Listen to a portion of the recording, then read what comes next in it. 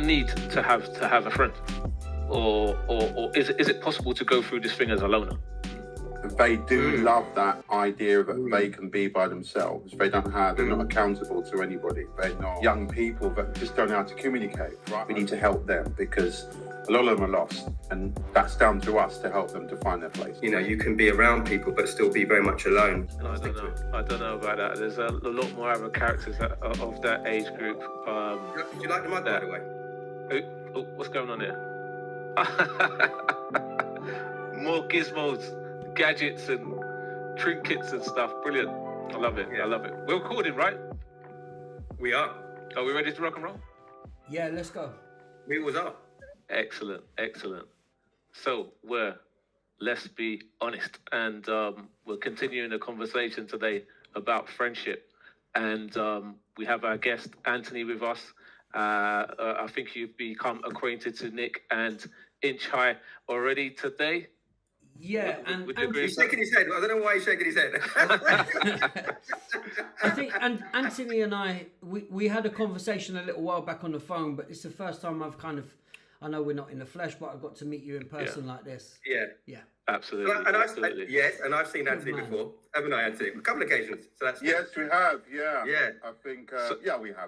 We have. We have. At some point. Yeah. Crossed on the battlefield with alcohol somewhere along the line. Well, let me clear something up. I mentioned on the last pod that I've known you for about 10 years, but we had a conversation on Sunday, and you said to me that I've known you for like 20 years, bro. That's a long time. 20 years. Wow. Yeah. And although we don't communicate as much as I speak with Nick and with Inch. Me and Nick and Inch, we speak like at least once a week, or at the maximum a month. But what I noticed when we had a conversation the other day on the phone, when you called me on Sunday, immediately when your name came up, there was this joy that came over me, and as soon as we started talking, guys, it just burst into laughter. Nice. So my question is to you, Anthony, what is that about? Why did we respond like that? I obviously I did my homework. I did watch your video or your podcast last week, so there was a lot of subjects that did resonate with me. I think it's just the fact that we got on from the minute we met, and there was a little back joke that me and him have of don't I? I call you Master, don't I? Master Yoda. Oh, great one. Which we'll discuss maybe off air. Absolutely. But it happens to do with shenanigans and stuff like that. But I think what I think I found with you is that we were just very open and honest from day one. We never felt there wasn't really a filter. I mean, it was a respectful filter, I would say, but the filter was just very, very open. And I think when you meet friends like that, or when you meet any individual like that, there is something where it doesn't matter. You might not see them for 4 or 5 years. You just take off exactly where you left. Absolutely. And that's what I find with Winnie. I find that when I speak with Winnie, it's just, I don't know, we're always smiling. We've always got some story. We've always got, and I'm a football guy as well. So we've always got these debates about our teams and the people around us that are just complete hypocrites, as you know, Winnie. Sure. And I think we just have that in common, but we've taken it to so many different levels where we've been able to sit down and speak about very serious things and very humorous things. And I think that's just it. It's just sometimes you just connect.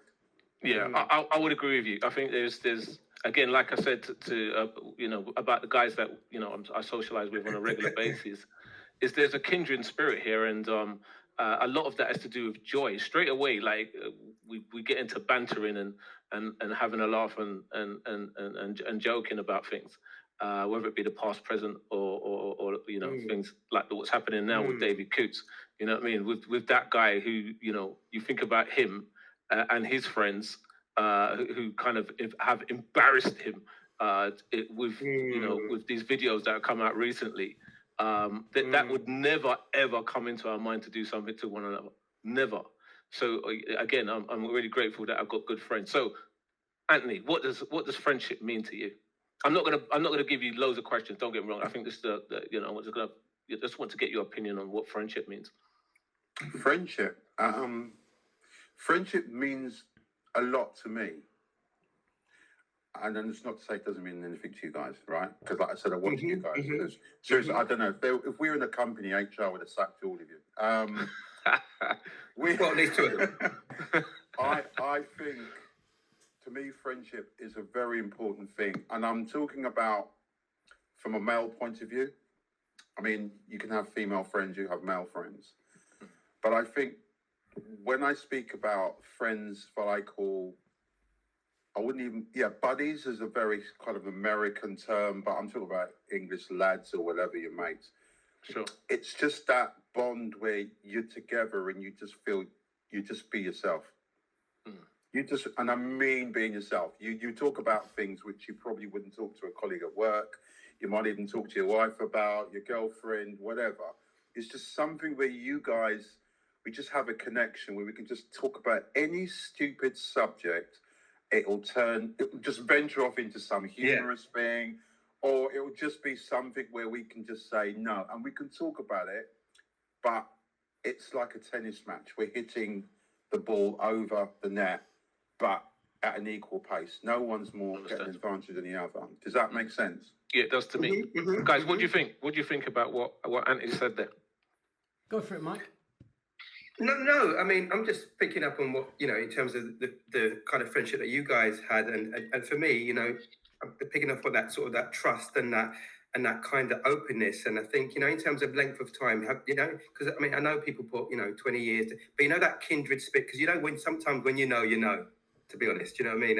And I find that I know pretty early in terms of am I going to click, am I going to gel with this person, and it's not about agreeing on every single subject. Do you know what I mean? But it is what, as you said, it's that common ground and that ability to be yourself and to be able to exchange and thoughts and opinions and ideas and just be yourself and be safe in that. And I think quite evidently you two have that, and that joyful thing. That to hear that joyful thing makes me, because these guys know I'm a bit of I like to I like all of them, to be honest. You know what I mean? Because, it takes you away from the 9 to 5 grind and to be able to kind of talk to somebody, warts and all, and be yourself. That ticks the boxes for me. I think it really does. And I think for me, hearing what Anthony said, there's the one word that jumps out at me, and us three have had this conversation umpteen times, which is honesty.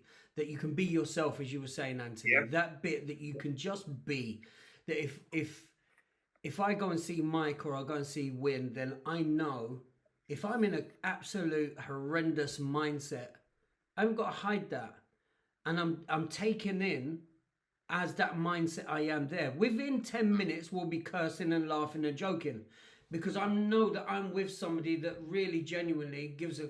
I can phone these guys up at 2 a.m. I might put it to the test and say, I need to chill. I need to see you guys. And I know that would happen. So that honest state that I'm sitting here with you now, do I have things going on in my mind, in my world, in my life that are issues that I'm thinking about? Yes. Well, I know that these are two of the guys that I can phone and say, I haven't got a clue what to do here. I'm struggling. And it's just, I don't have to have my head up and my chest out all the time.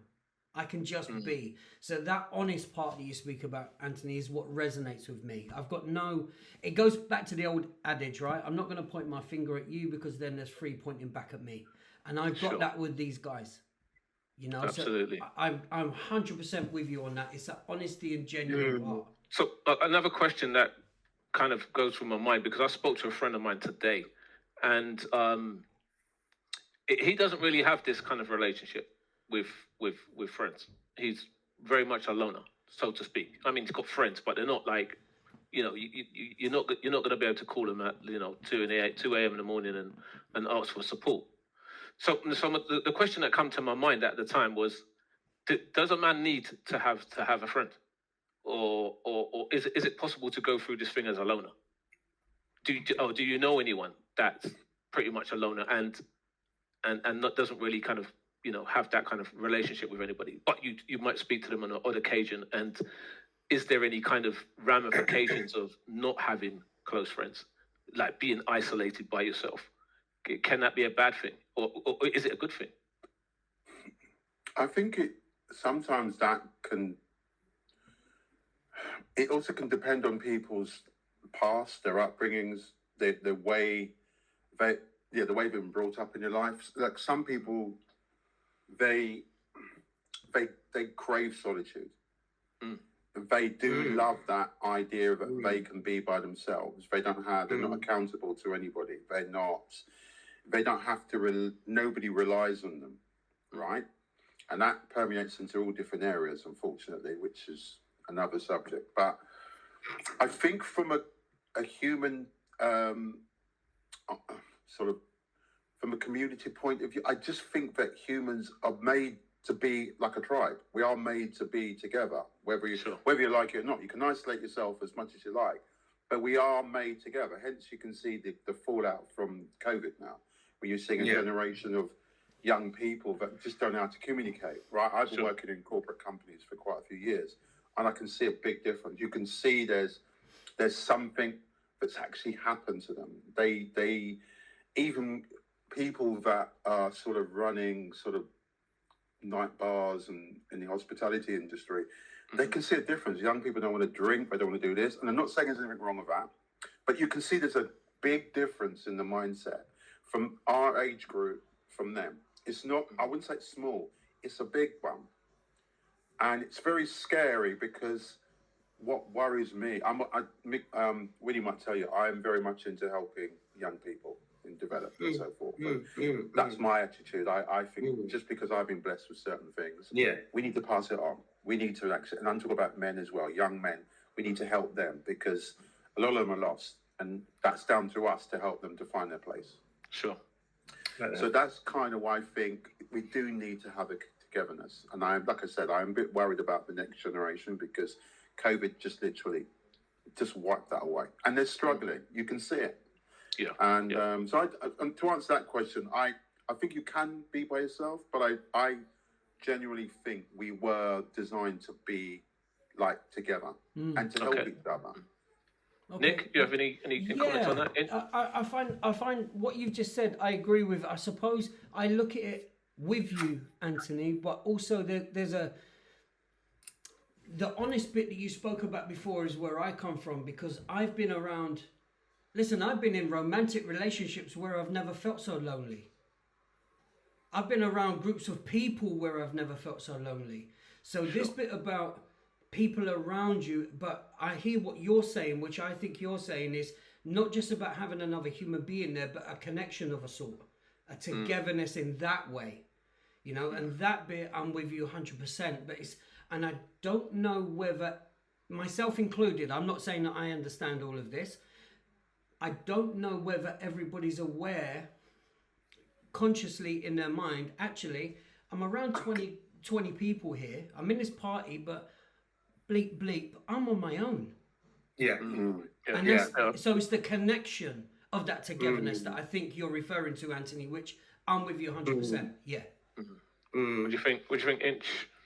No, I kind of get it. I think I'm kind of in the middle on this one, because I think sometimes, and I only can speak from a personal perspective, I think sometimes I need to be still. I need that time on my own to kind of reset. And sometimes I do my best work actually when I'm in solitude. All right. But that doesn't work for everybody, and I'm well aware of that. Do you know what I mean? But I think generally, as human beings, I think from a humanistic point of view, I think we kind of cope better, really, providing it is that we're in the right environments. Because as just to concur what you guys saying, do you know what I mean? You can be around people but still be very much alone. Do you know what I mean? So, it's about being comfortable in your surroundings, really, and being mindful in your surroundings, really. Yeah, I would agree with you all. But for me, it's very. I couldn't really see myself being a very isolated person, although I do spend time by myself, and like you said, Mike, I do. That's where I'm most creative, when I'm by myself. And also, you get time to I don't want to say talk to myself, but you know, you get that time to chill with Yeah, your inner self, yeah. with your spirit. Yeah. That's what I Sure. regard it as. So I mean, that is good. But I spent a long time by myself, a couple of months in Thailand by myself. Well, regard by myself. But at the same time, I still spoke with loads of people. I didn't isolate myself to the extent that I was like just living in one room and I wasn't really communicating with people. I couldn't see a life where I'm not doing that. And obviously you're going to be doing that at work, so you're going to communicate with people at work and you're going to socialize with people at work. But I just think to myself, how do you manage? And obviously, I'd like to speak to somebody who does manage like that, or is what they regard as a Sigma male. Is that what they call them? Who kind of like spends a lot of time by themselves and they enjoy that and they actually benefit from being by themselves. It's not my bag, to be fair. I like to be around people. I like to communicate. I like to be a part of the community. And like what Anthony said, I do like to work with young people as well. So I'm constantly communicating and constantly kind of trying to educate myself and other people so that we can do better and become the better versions of ourselves. So Sorry, I think if I just quickly say, the only time I do like being by myself is when my team get beaten on Saturday. Hang on. What team is That's this? quite often then. You spend a lot of time on your own. I don't want to be around anybody. I want to be in an island. I want to cry. I don't want any communication until the next day, and then I'm fine. What team is this, Anthony? don't He's answer that thinking. question He's thinking. yet. Answers on a podcast, please. He's kissing the badge. Well, it's this colour. Oh dear. Oh wow. That's many weekends of sadness then. Is You this, worked it out straight away. was that Chelsea then? No. You, No, Answers on a podcast. Go on. The bit about mental health, that could be another subject we can talk about. I'm a Spurs supporter, so Oh, for me, I'm sorry to hear that. mental health has been something I've been struggling since I supported the team. So, yeah. It's all good. And I go, which makes it that togetherness of mental individuals. That's another thing. Collective Yeah. mentalness. Yeah. So yeah, Get it. I mean, we all support different teams here by the looks of things. We've got Arsenal supporter, Man United, Liverpool supporter here. So I'm sure we'll have a conversation about football teams as we develop the pod. I'm sure. I'll get But involved. yeah, I'll get go involved on. in that conversation a little way, a couple of seasons away. Not yet. Not yet. I thought I'd just throw that. I thought I'd get that in now, just in case anything comes up that I find kind of disturbing, which reminds me of the game we just played. So anything like Ipswich, Coastal, anything like that, I will start to go into a mental breakdown. So I'm just getting it out there. I'm just saying it now. Well, finishing. Done. As you can tell, I'm extremely happy because I'm a Liverpool supporter. So yeah, no, I'm always happy. I got. You sure it weren't you that released those videos? There's a lot of cash in the bank, so to speak, Mike. Well, I'm good, man. Yeah. Well, listen. We shall see. Some teams' forms have kind of dipped, but you know, we won't go into that just now. We won't go into that just now. So okay, you know, we're a good, you know, nearly 20 minutes into the conversation, Yeah. and you know, friendship is obviously something that's really important to people. It was certainly important to us. So we're going to be actually continuing the discussion next week on the topic of counselling. So, do we need counselling? I think we all do. We all do. I think the problem is it's got such a stigma behind it that if you say you need counselling, you've had counselling, you're looked upon as almost weak and almost it's just like, oh, you're getting counselling. There must be something wrong with you. There's something wrong with almost every one of us. We've all been affected by something, and counselling can be different manners as well. So you can have counselling seeing a therapist, or you can have counselling seeing psychiatrists, which is more of a medical side of it. But one way or another, we all need counselling. I'm just saying. I'm just a question really. So do we still think that those sort of those opinions are still? Do you know those old? Those old-fashioned opinions still exist in relation to therapy and counselling, because I think it is more talked about now and more accepted now, and rightly so. So that was just a general question to you guys. Do you still think there is that old-fashioned view of therapy and counselling? Because I think it's so beneficial personally, and if I could go into counselling every week, I would, because I think it. For me, I find it really, really useful. And it kind of resets me. So yeah, I find it. So I'm not sure. I don't know what the view is really, because I don't think it's such a taboo subject anymore. Yeah, to be honest with you, as a youngster, I never really thought about counselling. No. Because you got your friends taught you, but there's certain subjects that don't really, unless you're a professional in that area, you probably wouldn't really quite know how to deal with things. Because what I find with my friends, we're quite biased towards one another. Yeah. And that was back then. What about now, though? Now, no, absolutely would. I don't want to go into too much, because obviously we're going to be talking about it in detail next week. But I'm saying, do you know general attitudes towards it, though? Do you think it's still as Anthony said, like a taboo subject? I think it can be. Certain people do still find it a taboo. I think, from my experience, more people from maybe poorer backgrounds, or might not really kind of see as something that we that they do. Not quite sure why. Because people from middle class and the upper classes, they invest in themselves and that type of stuff. It's the standard really. It's not the other way around. Sure. But as an adult, I've spoken to a counsellor about a few things.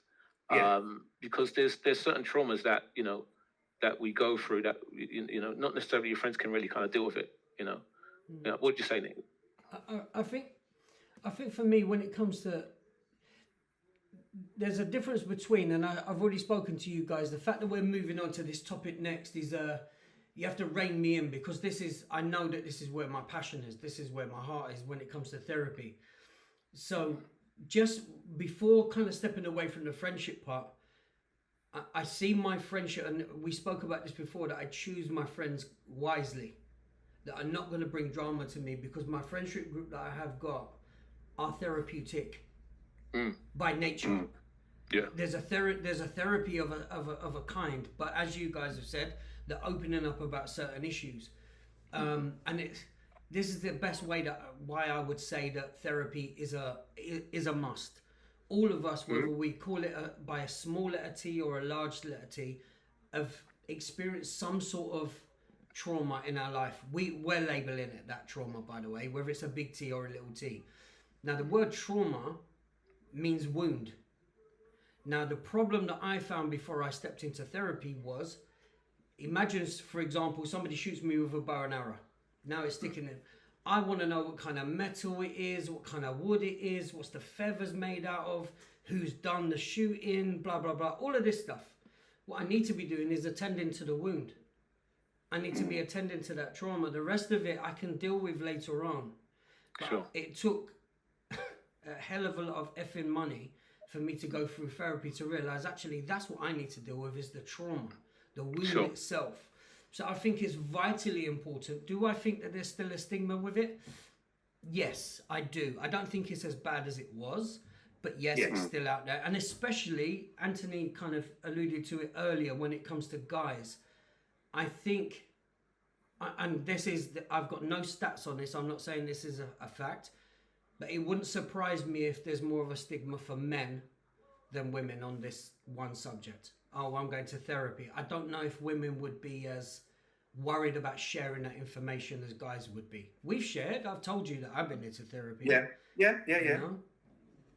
No, it's a good point, and I think, like you said, Nick, as your friend, and as we are friends. You want to try and educate yourself as best as you possibly can, so that you can give the best possible advice to your friends as well. So, having that experience, either speaking to a therapist or actually going to will also add to your experience, because nobody is without trauma. So there is you would have experienced some kind of trauma at some point, And or some equally, kind of sorry, Win, to jump in like that. No, But no equally, problem. it goes off of what Anthony said, what all three of you have said, which is, and this might sound like and I'm worried about sounding arrogant, and I don't mean it in that way, but it backs up what you guys have said. That's my profession. That's what I am. I am a therapist. I am a psychotherapist. That's it. And yet, as much as I love you two guys, that's the reason I can't be your therapist. Is because I am biased. I'm going through this relationship with this woman. Then it's her fault. Yeah. Do you know what I mean? Absolutely. What a nonsense. Yeah. You're not looking at yourself. So I know that's not something what me and you can go into. Sure. Nick, I'm quite aware of your profession, by the way, and I'll explain to you Okay. afterwards. Yeah, I understand about hypnotherapy as well. So, Okay. Oh, right. Okay. Yeah. Yeah, don't teach So, these two guys how to do that, please. That'd be scary. no, just stop. They'll start tapping away. There you go. Exactly. But I think we kind of very quickly. I'll just get my word in before we conclude. But me and we kind of touched on this before, and we were talking about the different types of therapy that people need to understand, and why maybe the stigma is from the generation before us. Yeah. And what I'm liking now is the newer generation are more accepting. They're more. They sort of with open arms, and I'm talking about men as well. I mean, young men, that old macho stiff upper lip. They say this generation Z or whatever. They have a bit more of advantage in certain ways because they're able to open about emotions and so forth. Our generation, you open up about emotion, you get slapped, right? Or you get that stupid, what are you, gay or whatever. You get these stupid comments that you used to get. Where now, if you say, I'm going through a bad time, I'm not sure if I'm coping. This generation say, well, maybe we should have a drink. Let's talk about it, And even our generation now are more accepting. I mean, Nick, I could probably say to you afterwards, actually, there's a problem that I'm thinking about, or I've been thinking about, but it might be personal. Now it's like, yeah, come on. Absolutely. Where before it'd be like, whoa, where's this going? Absolutely. You see what I mean? Yeah. And I think that's what I do like now. I do. Those barriers are broken. The gods have been coming like down. I said, Mr. Inchai, you said. Yeah. I do agree. It is slowly but surely breaking down, but it's still there, unfortunately. Excellent. Well, look, we've done 32 minutes already. It's like how quickly the time flies by. Just the final, kind of question on friendship to everyone. And what would be your one? If I give me one word to sum up your understanding of friendship, what would it be? Anthony, please, you go first, sir. Friendship, I think, is about transparency because it covers lots of different things. Transparency means honesty. It means I can tell you something. I can share you something. I can share something deep with you. You will share it back to me. So transparency, and also not looking for any kind of leverage over that individual because you've got something on. It means absolute honesty. So that's what I mean. Sorry, it's not one word, but I get you. Transparency. I like it. Yeah, so do I. Mike or Inch, what would you say? Listen, what's resonated for me today is joy, happiness. Do you know what I mean? And you two spoke about that earlier, and the fact that it's a kindred spirit, it's happiness, and it's that safe space. And yeah, I love it.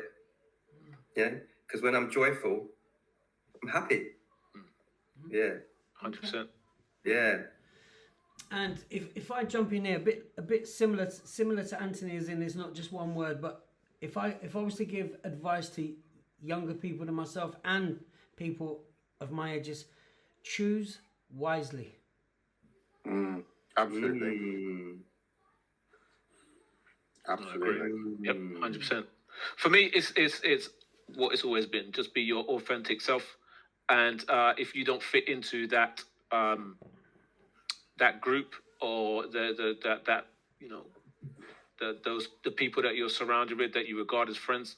If your authentic self is not the right person for these people, then you don't fit that puzzle, and you're not going to make a great picture. So be wise, like what Nick said, and choose your friends wisely, because man's like David Coots, bro. He chose some people to socialize with, and now his life is messed up.